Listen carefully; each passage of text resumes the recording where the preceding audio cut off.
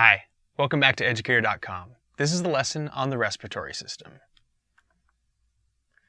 The functions of the respiratory system includes, of course, providing tissues for gas exchange between the air and the bloodstream. Every animal needs gases to help them do aerobic respiration, and we're definitely one of them. We need oxygen gas being supplied to our tissues all throughout our life, especially the ones that are working really hard, like our muscles and our brain, of course. So having that tissue for getting gas into the body effectively and getting rid of the gas that's waste, that's very important. And along with that, the action of moving air in, the inhalation or inspiration, and moving air out of the body, exhalation or expiration. That's very important as well. It's a part of it. Also, the lungs, etc., protect the body from dehydration, temperature fluctuations, the entrance of pathogens. It's not, of course, just the lungs. It's a lot of the upper respiratory parts, and in addition to the lower respiratory parts, are participating in this. Dehydration, the losing of fluids, it doesn't just happen through sweat. You could lose fluids out of this passageway. After all, it is an entrance, exit into the body. The temperature fluctuations, you don't want to have cold air coming in. Let's say you were in a very cold part of the earth. You're in the Arctic and you're breathing in air that is below freezing. That would be harmful to your body. So every time you breathe in air, your respiratory tract is warming that air and moistening that air so that it's not as harsh to your body. And of course, the entrance of pathogens. You don't want bacteria and viruses that you're inhaling to constantly invade your cells. So the majority of that stuff that the average person inhales is not going to attack their tissues because the respiratory tract and respiratory system is defending your body. And of course, producing sounds, vocalization. I'm doing it right now. When I expel air across my vocal cords and I manipulate them in addition to my mouth, tongue, etc., you're going to hear speech. So when it comes to the breakdown of what's in the respiratory tract, we can look at it at the upper respiratory tract and then the lower respiratory tract. So the upper respiratory tract is going to include everything from the nose down to the throat. And so if we start with our first slide here, we're going to begin with the external nares. And that is a fancy term for nostrils. So these are my external nares. The hole that actually leads into that opening, into your respiratory tract, we can call the vestibule. And vestibule basically means like entrance or doorway, and there are other parts of the body where the term vestibule is used. So here, the actual holes in my nostrils, that entrance is called the vestibule. The nasal septum. Septum is a term used in other parts of the body as well, like there's a septum in your heart that separates, for instance, the two ventricles from each other. And in this case, the nasal septum is separating the two sides of your nasal cavity, where your nostrils are, and the nasal conchae. The nasal septum is partially cartilaginous. So right here in blue, this is soft bone. This is cartilage of your nasal septum. And then a little bit further back, a little posterior / slightly superior, you can see that this is bony. It's the perpendicular plate of the ethmoid bone. That's a good portion of your bony nasal septum, straight back here. And then just inferior to that is the vomer bone. And then the palatine bone is another part of it. So a few different bones make up the bony nasal septum. This particular image is great from Gray's Anatomy. It's just a perfect sagittal cross-section straight through the middle of this nasal region. And then, of course, the nasal conchae. If we were to look at other parts on the sides or lateral to this septum, the nasal conchae are those twists and turns of mostly the ethmoid bone. There are a couple other bones involved, but the ethmoid bone is the majority of that twisty-turny passageways leading air into the body. And along that, you're going to have the production of lots of mucus. And the mucus serves many purposes. One of them is catching dirt, catching bad stuff before it gets deeper and causing infections. When you're sick, you're going to produce a lot more mucus, and that makes sense. Upper respiratory tract, number 2. So if we keep looking at this area in the upper part of the respiratory system, the nasal mucosa is mainly in the nasal conchae region. But the reason why I'm listing it here is as you breathe air in and it ends up going down into the throat or the pharynx, the nasal mucosa not only is catching bad stuff, bacteria, viruses, etc., that you're breathing in, it also warms the air and moistens the air. Very important, so it's not as harsh to your lungs. If you think about it, the air in this room right here and possibly where you're at on Celsius scale is probably low 20s, 20 to 22 degrees. Fahrenheit scale, 70 to low 70s. That's room temperature. But your body temperature, Fahrenheit, 98 point something. Some people it's 98.6, 98.2, what have you. That's a big difference. So when you breathe in air, it warms it a bit, gets it close to your body temperature so it's not as harsh to your lungs. And of course, the moistening of air, very important too. You can say that the nasal mucosa humidifies the air, adds moisture to it as you're breathing it in. The pharynx, also known as the throat, we can separate into three different parts. And here they are from top to bottom, superior to inferior. The nasopharynx is the part of the throat that's adjacent to that nasal cavity or nasal conchae that you can see in here. So here are those, or at least a part of those little twists and turns of the ethmoid bone. And so that nasopharynx region is the connection where every time you swallow, you're going to get a little bit of mucus drainage. I know it's nasty, but that mucus drainage is going to go down your throat. And that's great in terms of protecting your body. If you're catching bacteria and viruses in the mucus of your nasal cavity, a great way to finally kill it is when you swallow it and it goes down your throat, down your esophagus, into your stomach. The acidity of your stomach is usually enough to destroy those things. The oropharynx, oro coming from oris or mouth, oral, that's the area of the pharynx that's adjacent to the tongue. So this is the tongue, kind of a weird looking tongue, but that's how it looks when you have a sagittal cross section and it's inside the mouth. That's what the tongue looks like. And right here, that's called the soft palate. The most posterior or dorsal part of the palate is actually soft compared to the hard palate. And so the part of the throat that's adjacent to there, as you're eating something, swallowing something, that's going to be passing through there. You also can breathe through the mouth. Really, your nose is meant for that. If you've done a lot of mouth breathing, you've probably noticed that it tends to dry out the mouth over time. And you're also not going to get that really good humidifying of the air that you get with breathing in through the nasal region. So that's the oropharynx. And finally, the most inferior part, the laryngopharynx, because the larynx is right there. So here we have, it's kind of like a fork in the road. Posterior passageway here, that is the esophagus. So when you do drink fluids, swallow, like I just did, swallow food, for instance, it's going to go down the esophagus. This is the larynx, and right here is the epiglottis. That's a flap that's going to close on top of this passageway so that when you do swallow, you don't want fluid and food going down into your lungs. That could cause you to aspirate, it could cause you to stop breathing and kill a person. So the laryngopharynx is that lowest part of the throat that's adjacent to the larynx. So when we look at the larynx, there are several parts involved, and that's, this part right here. We say voice box, we're talking larynx, but there's more to it than that. If we start at the most superior part of the larynx, like I mentioned in the previous slide, the epiglottis, which is right above the glottis, that's what that epi means, being above something. Every time you swallow, the epiglottis flaps down. It's a flap that closes on top of the glottis, and the glottis is the opening into the larynx passageway.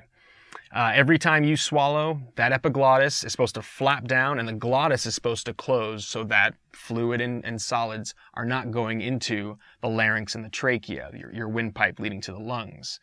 And we'll talk more about the glottis in a bit with respect to the vocal folds or vocal cords. The cartilage, there's a lot of cartilage involved with the larynx. Real quick before I move on, the epiglottis is this structure right here. This is a cross-section, once again, a sagittal cross-section to the larynx. It's like we're looking from the side view. So this is the epiglottis when it's not closed. So every time you swallow, it does close. So this person is not swallowing currently. You can't see the epiglottis in this shot, but if it were raised, you would see it poking out next to what's called the hyoid bone right there.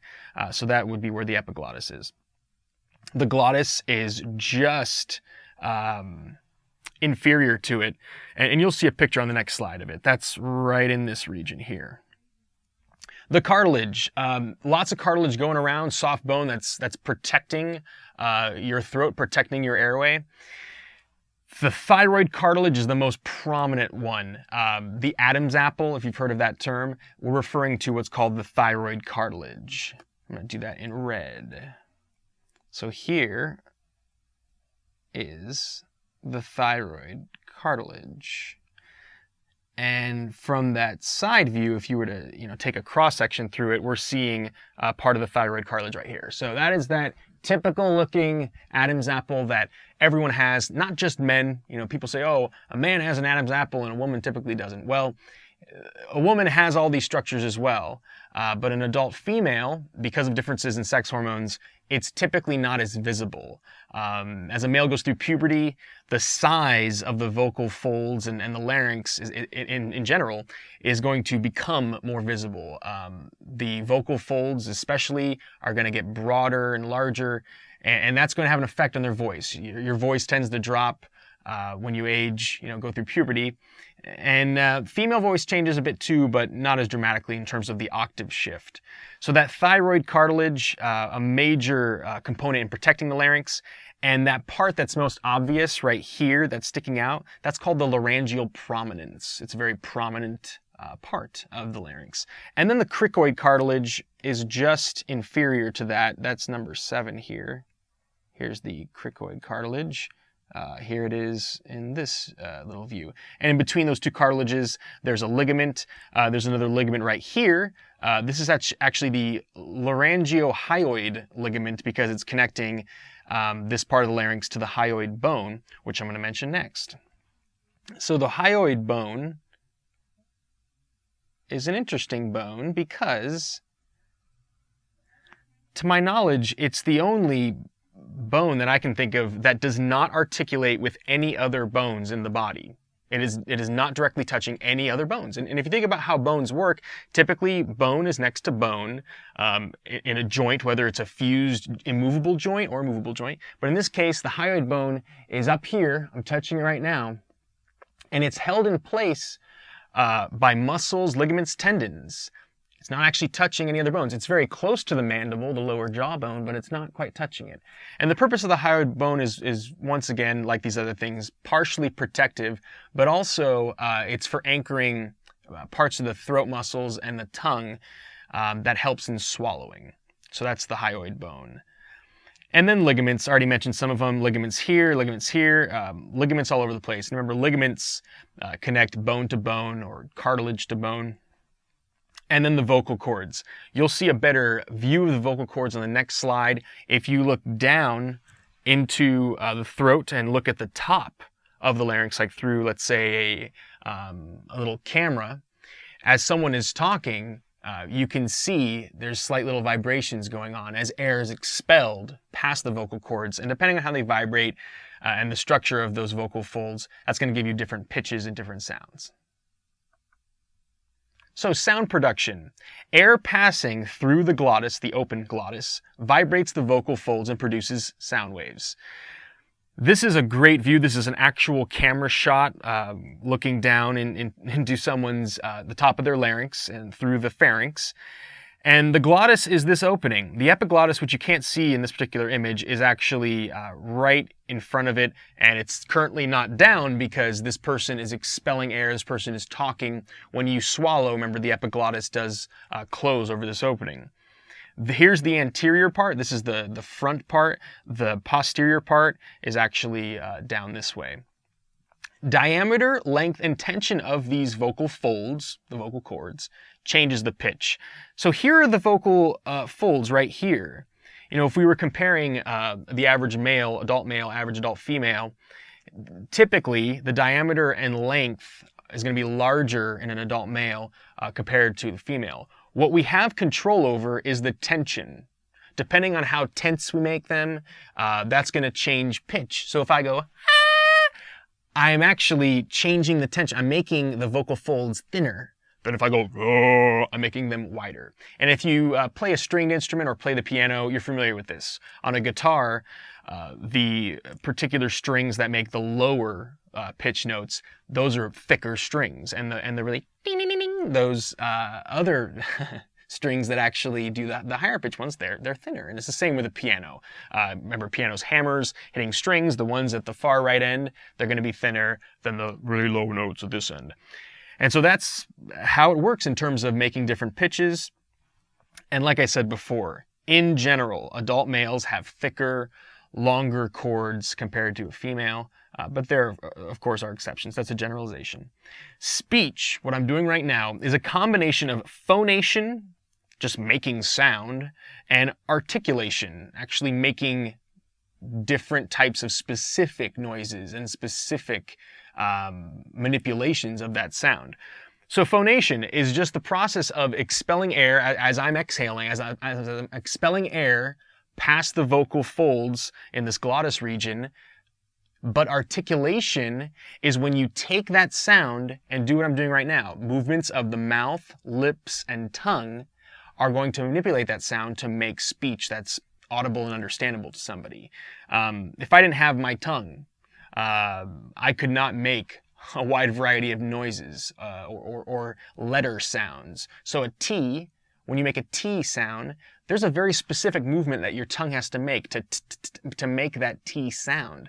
If my tongue wasn't there, I'd still have the phonation ability, but my articulation would not be there. Trachea. So we are now into the lower respiratory tract. Remember that the upper respiratory tract is from the nose to the pharynx. We just started the lower respiratory tract with the larynx, and we're definitely in the lower parts here. So the trachea, if you follow the path of your larynx, right here, I'm actually touching part of the trachea. If I press in, not too much, because I don't want to, suffocate myself, but if I press in a little bit, I can feel little rings here. And as I'm talking, I can actually feel vibrations, air going up here and then through the vocal cords, etc. So the other parts of the trachea you can't feel because it goes behind the manubrium, these parts of the sternum, but you can touch this part. And actually, this is where they would do a tracheostomy or tracheotomy to bypass the upper respiratory tract to help someone breathe. And I'll talk about that more in a sec. But the trachea is known also as the windpipe. This is that tube that's getting air into the lungs. It is a tough, flexible tube with cartilaginous rings. And you can see those rings, as I mentioned a second ago. I could feel them if I rub right here. Those cartilaginous rings are kind of C-shaped, but pointing this way, because the posterior or back portion is really not covered with cartilage in the sense that the anterior portion is. And the reason behind that is, if you remember from the previous slide, the esophagus is behind it. The esophagus is that food tube or liquid tube that's posterior to this. So every time you swallow and a chunk or bolus of food is being moved down your esophagus, you want slight flexibility for your trachea to kind of accommodate that. So there's slightly less cartilage in the posterior portion so that there is a little bit more flexibility when you do swallow something. So it is slightly flexible, not as much as these more posterior parts of the respiratory tree. We're going to get to that in a bit. Respiratory epithelium. So if you watch the previous lessons on the different types of tissues in the body and what epithelium is, epithelium, a reminder, is those cells that cover the outer surface of an organ or the innermost surface, usually where there's a passageway, a lumen for air, liquids, foods to go through. In this case, air is passing through every time you breathe in, every time you exhale, air is going back and forth. And the respiratory epithelium, if you were to zoom in to what's going on in the innermost part, the lumen of the trachea, and then the lumen of the entire respiratory tree, you would see cells that are filled with cilia. And these cilia look like hairs. It kind of looks like a shag carpet. My grandmother's house, the house she used to live in, had a green shag carpet, very 70s. And really, cilia looks like that. And they're constantly brushing up mucus, constantly. If you didn't have those cilia bringing mucus generated from down here up and out, up into the throat, you could drown in the fluids that are produced in the lungs. Every time you hack a loogie, that's where that loogie, that spit is coming from. Yes, some of it is saliva, but we experience that when we have a cough, when we are sick and there's excess mucus production. We really do notice what those cilia are doing. People who smoke tend to destroy the cilia lining these passageways, and we don't typically regenerate them.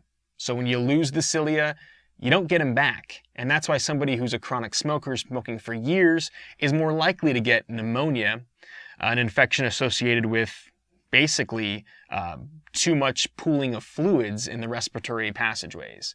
But a healthy person is able to get those fluids up and out. And the mucosa here in the trachea resembles that of the more superior structures.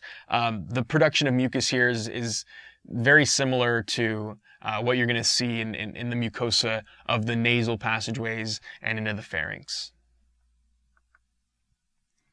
When we go a little bit more inferior, we get to the bronchi and the bronchioles. Bronchioles basically means miniature or tiny bronchi. So this is plural, the word bronchi. A bronchus, we would replace the I with a US, is one of them. So here, right here on this picture, is one bronchus. Here's the other bronchus. And these are actually called the primary bronchi. Primary bronchus on the right, and this is the left primary bronchus. So there is one for each lung. This is an anterior shot. We're looking through the chest of this person. So even though this is on your left, this is where the right lung is. This is where the left lung is. So right primary bronchus, left primary bronchus. And it goes in sequence from primary to secondary to tertiary. As I said, this is the primary one. These in here would be your secondary bronchi branching off of it, and then you get into your tertiary bronchi. So it is like a branching tree that's upside down. And they do get smaller in diameter as you move along, and they have less and less cartilage. By the time you get to what are called the bronchioles, which are branching off of all of these tertiary bronchi, you're not going to have any cartilage at all. And the purpose of that is as you move through and you get less and less cartilage, you're able to expand and contract those passageways more. The cartilage isn't kind of inhibiting it. And that's good in terms of like getting more air or less air into your lungs when the need is there. And yes, smooth muscles are lining the bronchi and bronchioles. Those smooth muscles, especially at the deepest parts, especially at the ends, are going to allow for dilation and contraction of these passageways. The bronchioles, as I said, are like little tinier branches that are coming off of the tertiary bronchi. The tiniest little branches leading to the leaves, and the leaves, if we're going to continue that analogy of a tree, would be the alveoli coming up in the next slide. With the little drawings I'm making here, I'm not even doing it justice. There are so many bronchioles. And like I said before, the cartilage that you see, these little grayish rings, you can see they get reduced and reduced as you get into the tertiary bronchi. When you get to the bronchioles, no cartilage. And you're having a much thinner tube. You've got that respiratory epithelium still in there. And you have a greater degree, percentage-wise, of expansion and relaxation, or dilation and contraction. When I said expansion and relaxation, that's actually the same thing. It's dilation and contraction or constriction. So here are the proper terms: bronchodilation versus bronchoconstriction. When it comes to manipulating your blood vessels, it's known as vasodilation and vasoconstriction. So here we just replace that prefix with something that corresponds to the lungs. Bronchodilation is the expansion of bronchioles and other passageways in the lungs, and bronchoconstriction is the opposite. Bronchodilation tends to be associated with the sympathetic branch of the autonomic nervous system. That came up in nervous system lessons from before, that fight or flight response. You want to get more volume of air into your lungs with each breath. When you're relaxed and in the rest and digest or parasympathetic mode, that's going to be more associated with the bronchoconstriction. The alveoli, like I mentioned a moment ago, those are the leaves, in a sense, on this respiratory tree. And they're the air sacs within the lungs. It's like the final destination for the air flowing through your respiratory tree. So these air sacs, this is a nice animation of what they look like. Here's a little alveolar bundle, and each of these is an alveolus. So this little sphere, alveolus, alveolus, alveolus, they are 1 cell thick. So if you take a cross section through one of these microscopic air sacs, you would see that they're all just surrounded by 1 cell thick. And so here's 1 cell with a nucleus, 1 cell. That's a single alveolus. And inside there, that's the lumen. That is the space where air can travel into. And this is made of simple squamous epithelium, which came up in that tissues lesson from before. Just like capillaries, the smallest blood vessels of your body, being 1 cell thick, these are also 1 cell thick. And this is very interesting. Right here, when we look at the red and the blue, that's a capillary network surrounding the alveolar bundles. And it's great that air only has to pass through 2 cells. It passes through the cells of the simple squamous epithelium around this alveolus, and then it goes into the capillary. And the wall of that capillary is also simple squamous epithelium, and so you have very adequate diffusion. Think if it was like 10 cells thick, it would be harder for air to travel through. It wouldn't happen as quickly and as efficiently. Each lung has approximately 150 million alveoli. So about 300 million alveoli in your lungs as a whole. That's amazing to think about. And these are very tiny air sacs. People who tend to smoke tend to damage these little borders between the alveoli. They tend to pop them and make the holes bigger, the spaces bigger in their spongy lungs. And you might think, well, if they make the spaces bigger, oh, that's great, then they can get more air in there. It doesn't work that way. You want to have a large surface area, meaning having lots of different tiny bubbles or tiny alveoli is going to make it more efficient in terms of getting a lot of air into your bloodstream rather than having bigger holes. So that surface area is very important. I've read that if, this is an approximation, if you take all the alveolar parts, all the alveolar membranes, the simple squamous epithelium, and if you were to like take them out of a body and lay them out like little tiles, it would cover a tennis court. That's amazing to think about, that tissue is in your lungs. So like I said before, every alveolar bundle is surrounded by a capillary network, which you see in this picture. That capillary network is getting oxygen into the bloodstream and getting CO2, carbon dioxide, into the alveoli for expiration or exhalation, getting it out of the body. Also, you see these little green lines. The green parts is the lymphatic vessels, lymphatic tissue, which has to do with protecting your body, your immune system. So you do have this great kind of security checkpoint in a sense, so that if viruses or bacteria get through the upper respiratory tract all the way through down to the bottom of your respiratory tree, you have this last line of defense before something enters your bloodstream to deal with it and take care of it. And also with this little cross section, if you were to look really closely at what's going on there, you would see macrophages, giant white blood cells that eat up bacteria and viruses. You would see them kind of patrolling along and sitting there waiting for something to come by and eating it up.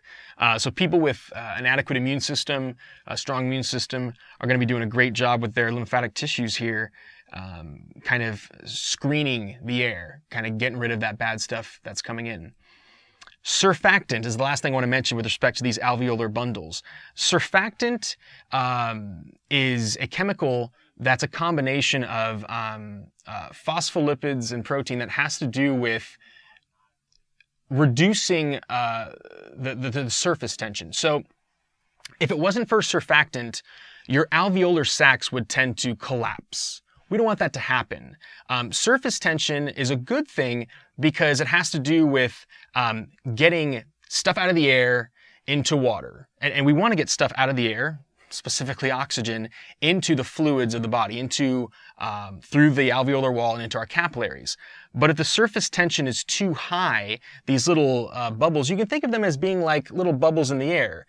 They would collapse. They would cease to be how they should be. So surfactant is this secretion right next to that liquid part of it that helps keep the alveoli expanded properly so that we can continue to breathe air. Now, if you don't have enough surfactant, the little air sacs could collapse. And the problem, one of the many problems with some premature babies, is if they're born very early on in the third trimester, let's say they're 2.5, 3 months premature, not only are their organs in general underdeveloped and they're very small weight and they tend to lose heat fast, there's a lot of factors that are a problem, but the amount of surfactant that baby has produced is not nearly what it should be when they're born. So they actually will supplement their little premature body with surfactant so that their lungs can maintain the alveolar integrity in terms of them being expanded enough to continue to get air into the body. The lungs as a whole, these spongy organs that have that respiratory tree inside of them, the right lung has 3 lobes. It's a bit bigger than the left lung, which has 2 lobes. And once again, this is an anterior or ventral shot. Here is this person's right lung. Here's this person's left lung. And you can see there's this little indent here where the heart should be. So that little nook right there is where the heart is nestled. So that is why the left lung is a little bit smaller, to accommodate the heart. And if you count the lobes, yes, there's 1, 2, 3 here, 1, 2 for the left lung. There are deep fissures, little borders between the lobes. Right here is a horizontal fissure. Here's an oblique fissure, a diagonal one. Here's another oblique fissure. The right lung is a bit broader, left lung longer, ever so slightly. So if you were to look at the right lung, it is a bit wider. The left lung, a tad bit longer. And the reason why is if you look at where the liver is situated, the liver is more on the right side of your upper abdominal cavity. So the left lung doesn't go down quite as far to accommodate the liver, which is right here. Of course, the border between the thoracic cavity where the lungs are and the abdominal cavity is something called the diaphragm. I'm going to mention more about that in a bit.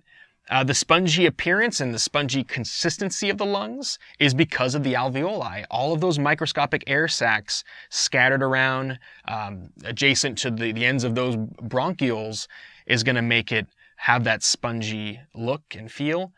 And the lungs are surrounded by membranes. So there are 2 membranes. Each of them are pleural membranes, not plural like more than one, but pleura. The pleura, you have 2 of them. One of the membranes is directly on the lungs. Then there's a liquid layer between them, and then there's pleura on the inside of your thoracic wall, or the thoracic cage where the ribs are.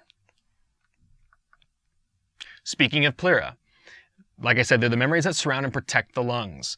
It's 2 layers. So the parietal pleura, on this particular image, they call it the costal pleura, because remember, if you saw the lesson that has to do with the ribs and the axial skeleton, the costal term means ribs. So the muscles between the ribs, it's called the intercostal muscles. There's costal cartilage, which is right in here. You can use that term too. So whether you call it costal pleura or parietal pleura, it's adjacent to the inner thoracic wall and the diaphragm, which is the muscle right below the lungs or inferior to the lungs. The visceral pleura is the one that's right on the surface of the lungs. So that is adjacent to the more superficial part of the lungs. We can call that the pulmonary pleura. Remember the word pulmonary, this happened, we went over this in the heart lessons or blood vessel lessons. Pulmonary always has to do with the lungs. So instead of using the term visceral pleura, you might see it called pulmonary pleura in certain textbooks. So what's the deal here? Not only is it protecting the lungs, but that liquid that's in between. So you can see that this black region is the cavity that the 2 pleural membranes forms. And over here, it's actually adjacent to the pericardium, that sac surrounding the heart. What's the purpose? Well, it helps keep the lungs elastic. If the amount of pressure that's inside of this pleural region were to be changed, it would change the ability of the lungs to expand and contract adequately. For instance, let's say there was a hole. It's called a pneumothorax. If a hole was in one of these membranes and air could leak in or out, you could get a collapsed lung, even if it's a tiny, tiny hole or puncture. So that just goes to show you that there is an importance to have that elasticity remain adequate. And it's also lubrication. Just like with the fluid that's inside the pericardial sac for the heart, the fluid around the lungs, it's like keeping it a well-oiled machine. You are expanding and relaxing your lungs all throughout the day, every day of your life. So not only is it helping to maintain the elasticity of the lungs, but it's also for lubrication because they're moving constantly. So the breathing mechanism, how do we actually physically breathe? The diaphragm has a lot to do with it. So right under the lungs, so let's say here are the lungs.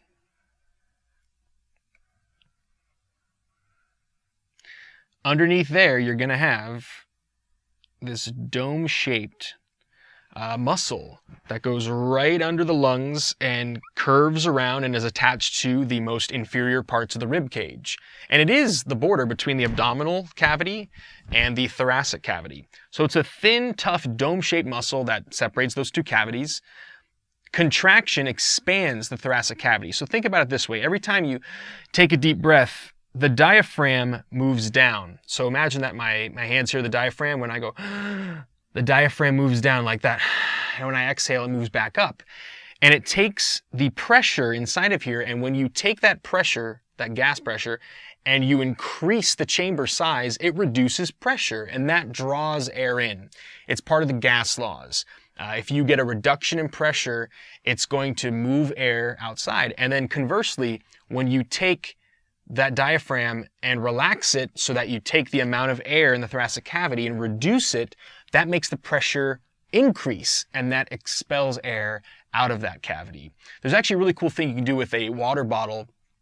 If you take let's say a sports drink water bottle, not one of the thin water bottles, but one of the tougher ones, if you cut it halfway and take a balloon and stick the balloon on the inside of the opening to the water bottle and attach it, it would actually look like this. So here's the opening. Take a balloon, let's say it's this blue balloon, and put it on the inside here, and you take the lip that you would normally blow through and put it on the outside here, and then you take another balloon and cut it so that it's just enough surface area to attach to the bottom here, and you're going to have to tape it to the bottom of the water bottle, this cut-off water bottle.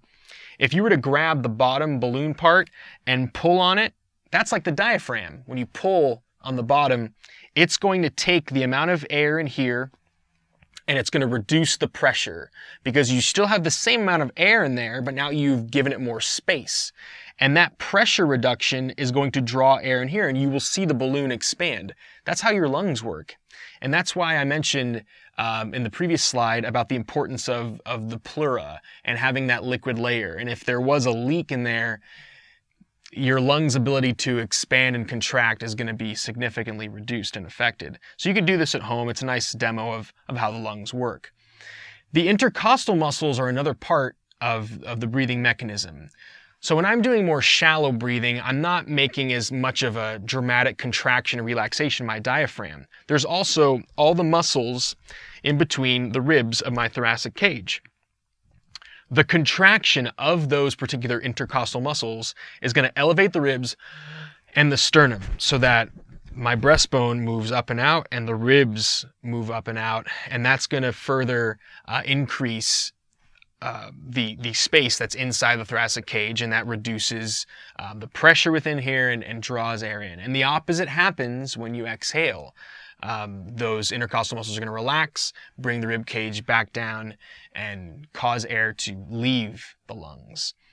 So diaphragmatic breathing and costal breathing, if I do take a really deep breath you notice that there's much more of a diaphragm effort there, and more shallow breathing, kind of when you're just sitting there, not even thinking about breathing. You don't need to take deep breaths if you're just sitting there in a relaxed mode. You don't need to have that deep kind of breathing, and they call that costal breathing, because just moving your chest a little bit up and down is going to be enough to get air in and out. Forced breathing is another story. So forced breathing is even more significant than this deep diaphragmatic breathing. That could be due to stress, overexertion, hyperventilation could accompany this. So forced breathing is where your abdominal muscles and other accessory muscles are going to assist with getting air in and out. Abdominal muscles can, if they're acting in addition to the upper ones, they can force your diaphragm to do more dramatic contractions and relaxations. They're right next door to it. So that forced breathing is going to be something that is usually accompanied stress, some kind of problem in terms of the need to have that forced breathing, that really dramatic breathing. If you ever wondered what causes a hiccup, it has to do with the diaphragm. A hiccup is basically a very short inhalation.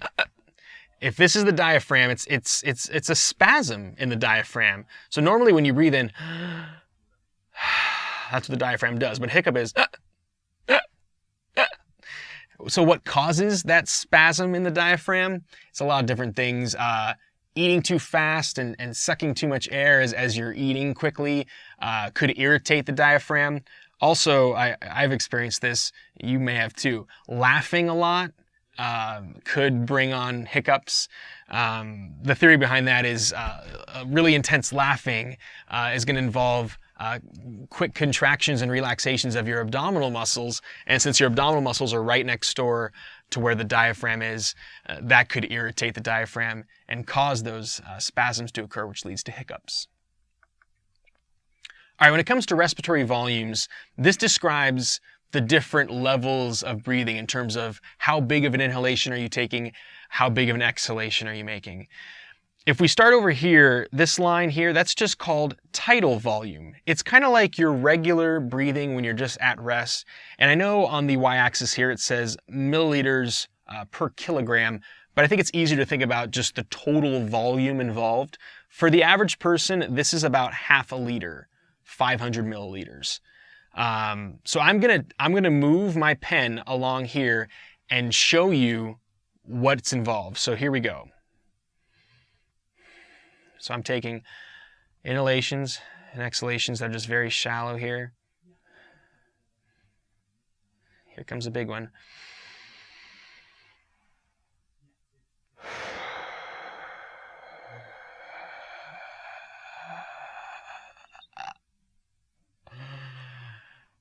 And so on. So there you saw what happened, that I went way beyond that typical tidal volume inhalation and took in as much air as I could at that moment.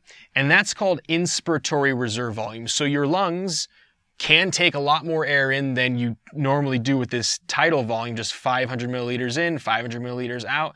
And here I went another, maybe close to a couple liters. And that's when you need it. So if you're taking a big breath because you're going to hold your breath or you're getting ready to do something, you're going to need to take a bigger breath there. And that's known as the inspiratory reserve volume, which is the amount of volume your lungs can go past that tidal volume.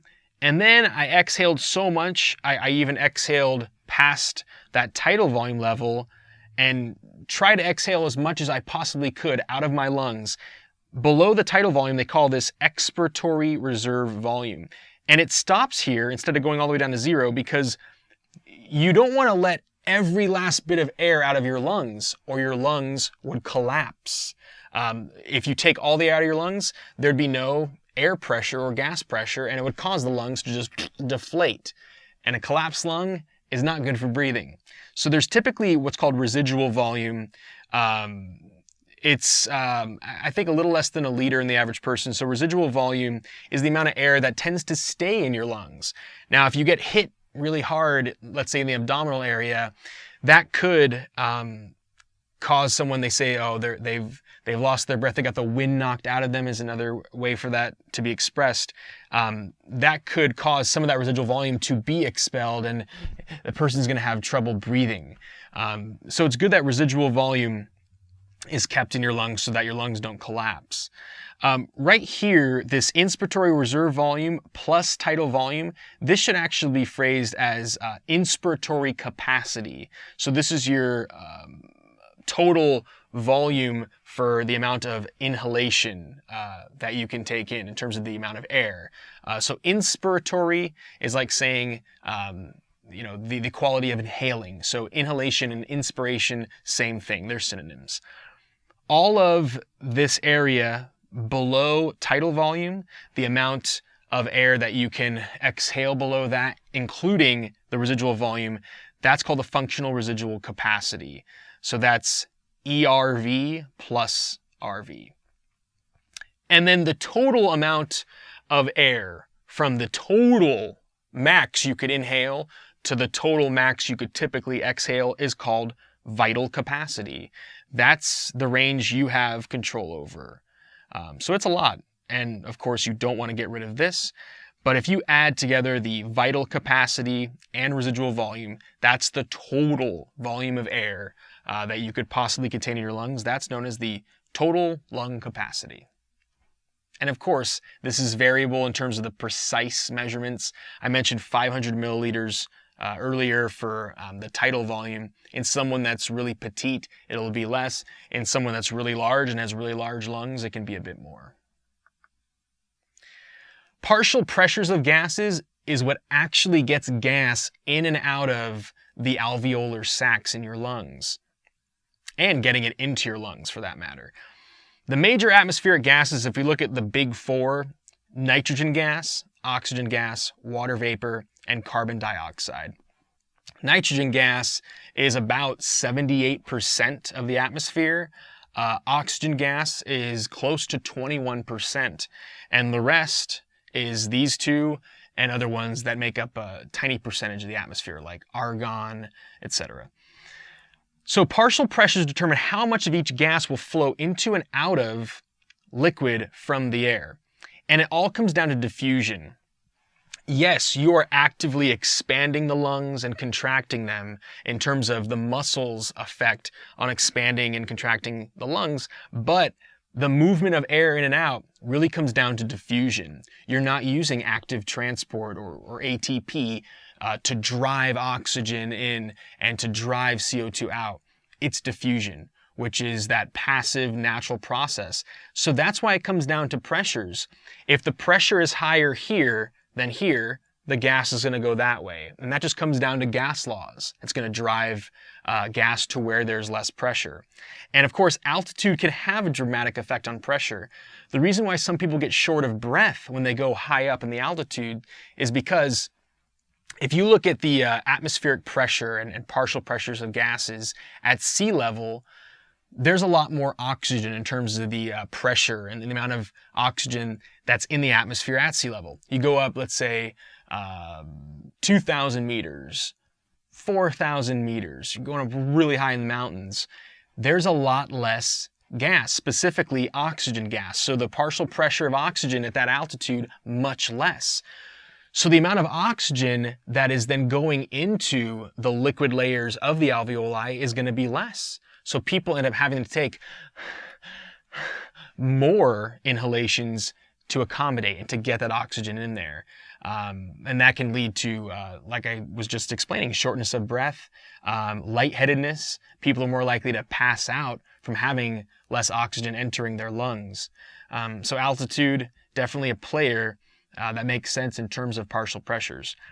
Oxygen, the reason why it moves out of alveoli, and I mean out of, meaning once oxygen comes into the bottom parts of the respiratory tree, it moves out of alveoli into your bloodstream, is because if you look at the amount of oxygen in the capillaries that are going up into the alveolar bundles, the pressure, partial pressure of oxygen is greater in the alveolar sac than it is in the capillary, and that's why oxygen goes into the capillary.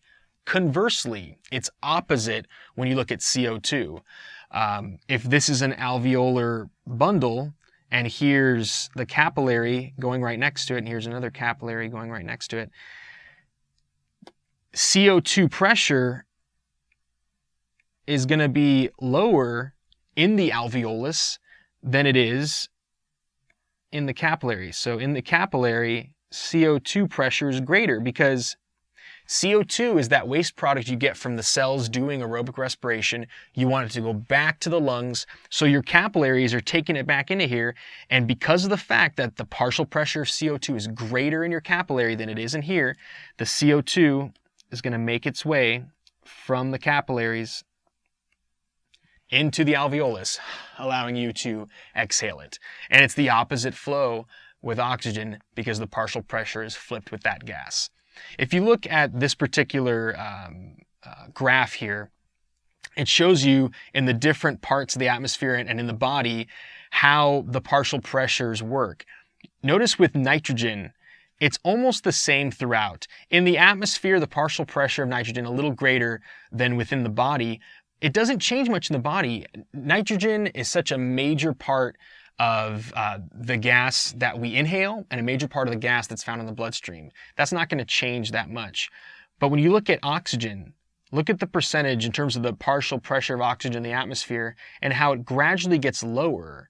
The partial pressure of oxygen can only drive it so far deep within the body. So it does get to our cells, but the relative amount of oxygen that's in the cells of our body compared with the amount that's in the atmosphere, it's significantly less. The alveolar gas, this is the gas that's actually in the alveoli. Here's the partial pressures in arterial blood, taking that blood to the body out of the heart. And then venous blood, this is the blood going back to the heart. And like I mentioned earlier, this is partial pressures within cells. And finally, some respiratory conditions and disorders. Asthma is chronic bronchoconstriction. So the bronchioles in the lungs, if you have problems expanding them, that can lead to asthma. And the thing is, asthma attacks happen when somebody who has that slightly more constricted bronchial set, they do physical exertion. They let's say they're playing in a soccer game or playing a softball game, what have you, and the need to get more air into their body because their heart's beating faster and they're doing more with their muscles, that's when the asthma attack can happen. And it's not just because of physical exertion. Stress can bring on an asthma attack. So the treatment for asthma, because there currently is no cure, is bronchodilators. So the inhalers that people use when they have asthma or when they get an asthma attack, those inhalers, they chemically cause a dilation of the bronchioles to get more air into the respiratory tree, and they get relief from that. One treatment for asthma that I've heard works for some people is somebody who lives in a very urban area where the air quality is poor. Maybe they live next to factories, they live next to where a lot of cars are with the exhaust coming out of their pipes. If they move to a more rural area, to the countryside, the air quality is a little bit better, and that can actually have a positive effect on some people with asthma. Their symptoms are reduced oftentimes when they do that. Emphysema is the gradual deterioration of the alveolar bundles in the lungs. If those little sacs get damaged and there are more spaces in the lungs, the ability to adequately get air into your bloodstream with each breath is reduced. Emphysema happens because of smoking, because of inhaling smoke. Usually it's trauma that's going to cause that, or smoke. But over time, as a person gets older, you're more likely to experience symptoms of emphysema. So in elderly people, emphysema tends to gradually happen, at least minor symptoms, even if they never smoked. So that inevitable damage that happens over the years to lung tissue is just more common the older you get. Lung cancer is when you get the development of tumors in the lungs. So emphysema can lead to lung cancer if the emphysema is bad enough. And lung cancer is of course more likely to happen if you are a smoker, but even people who've never smoked a day in their life can get lung cancer. And lung cancer, like many cancers, has the ability to spread to other parts of the body, especially because there's so much blood flow in the lungs and lymphatic tissue that you find all throughout the body. And so the spreading of lung cancer to other organs is what's going to tend to kill a person. Laryngitis and bronchitis, those are irritations or infections of the larynx and the bronchioles. Laryngitis, an infection of the larynx, is gonna make your voice sound like this because your voice box, your vocal folds and vocal cords are in the larynx. So infection of that can definitely have an effect on your voice or make you lose your voice entirely. And then bronchitis is an infection a little bit further down in the lower respiratory tract, and that's going to usually be accompanied with coughing.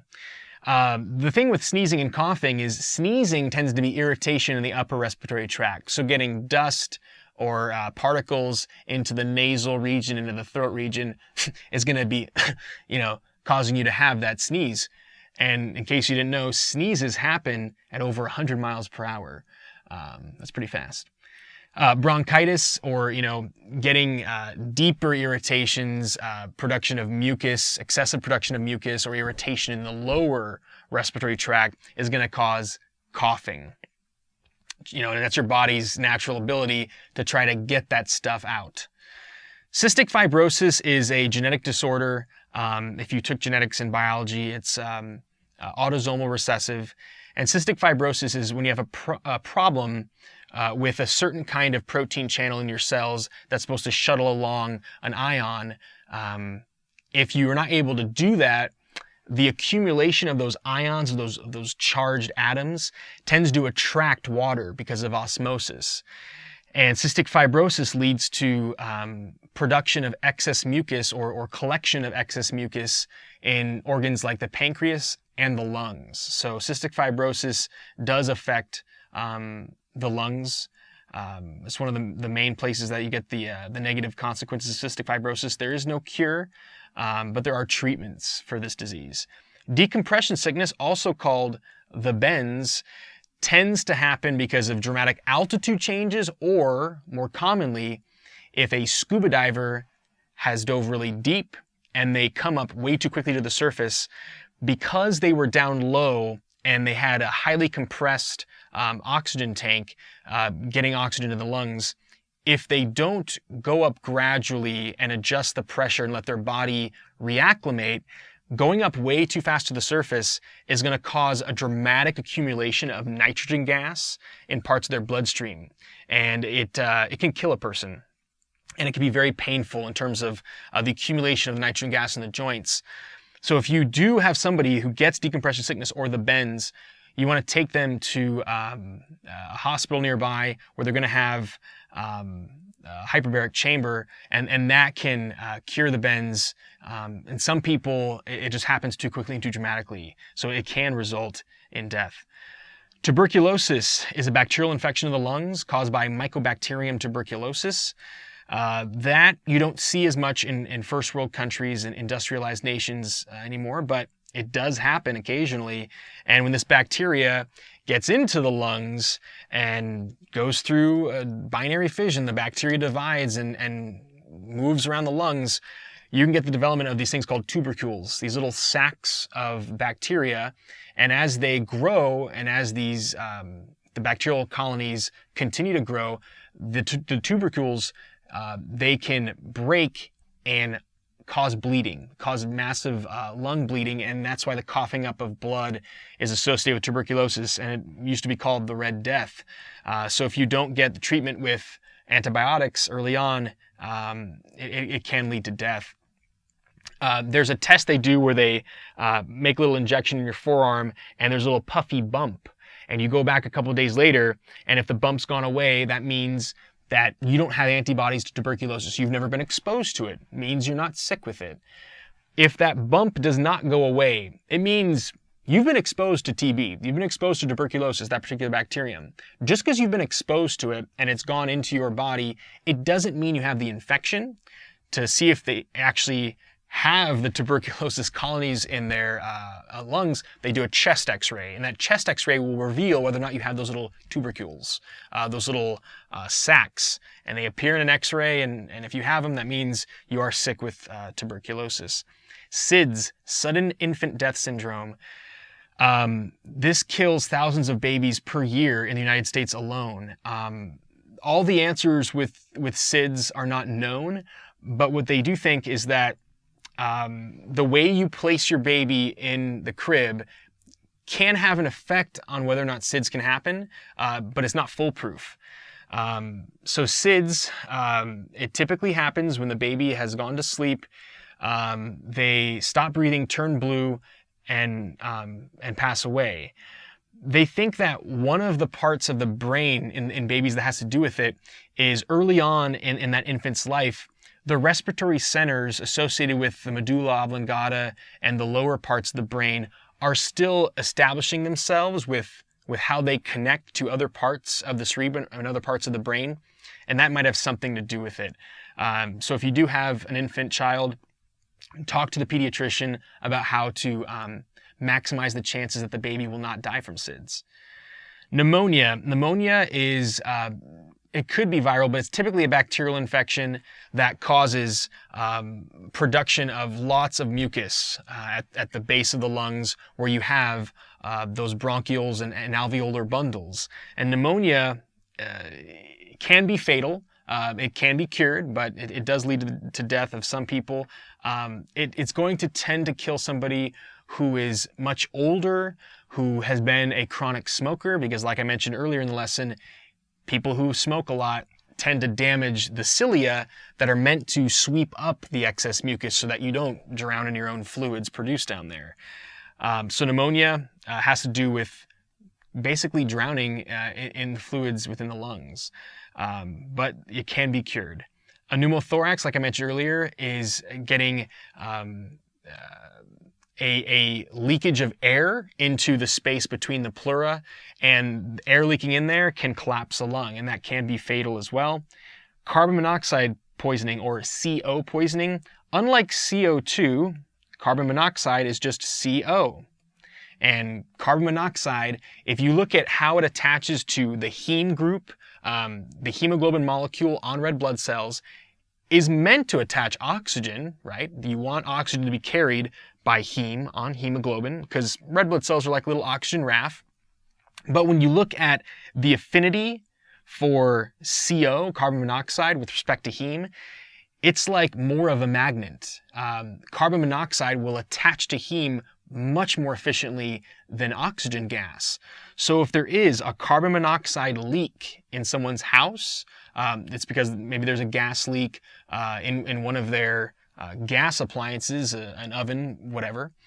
If all the windows are closed and there's no way for the air to leave a room, the buildup of carbon monoxide can gradually kill a person. Carbon monoxide is odorless, tasteless, colorless.